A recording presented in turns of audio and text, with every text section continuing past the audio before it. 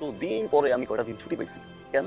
বউ নিয়ে একটু পার্সোনাল ট্যুর দিব আল্লাহ। কিসের পার্সোনাল ট্যুর? কত মিছিল করা লাগতেছে, ঠাসা-ঠাসি হয়ে থাকা লাগতেছে, এক একজনের প্রবলেম সলভ করা লাগতেছে। ৫ টা মিনিট আমি সময় পাই না আল্লাহ। আল্লাহ, আমি যেন ৫ টা মিনিট সময় পাই, বউটার সাথে একটু সময় কাটাই, কোনো প্রবলেম যেন আমার সামনে না আসে, আর একটা মানুষ যেন আমার সামনে না আসে আল্লাহ।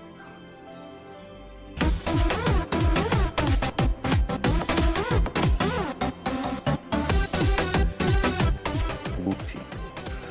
ফ্রেন্ড ঢাকা থেকে আসছে, একসাথে থাকবে, রুম লাগবে, আলাদা আলাদা রুম, চোখাচোখি করতে পারবে, তাই তো? আরে কিসের রুম, কিসের ঢাকা থেকে আসি, কিসের চোখাচোখি করবো, সেগুলো কিছুই না, সেটা মাদক ব্যবসায়ী। কি? মাদক ব্যবসায়ী।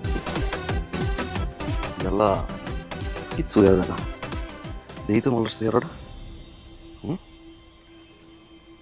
সরি ভাই, কিছু মনে করেন না, অন্ধকার দেখা যাচ্ছে না তো, এই জন্য টর্চ মেরে রাখলাম আর কি।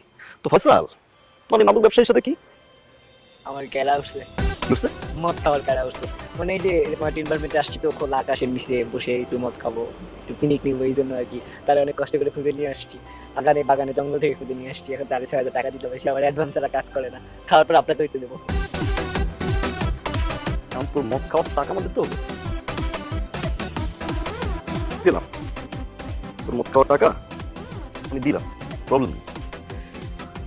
কিন্তু ফয়সাল, তুই আমার ভাই এইটা প্রমিস কর, এরপরে কোনো প্রবলেম আমার সামনে এসে পড়বে না। আমি মনে তো ঠিকই ধরবো, কিন্তু তোরা কেউ একজন আমার সামনে আসবি না। এরকম আর কোনো প্রবলেম হবে না, আপনার চোখের সামনে কেউ দাঁড়াবে না, কারণ আপনার মনে হয় যতক্ষণ শেষ না হবে ততক্ষণ আমরা দুজনে পয়সা আমি দিয়ে যাবো না, আপনার শেষ হয়ে পড়ে যাবো।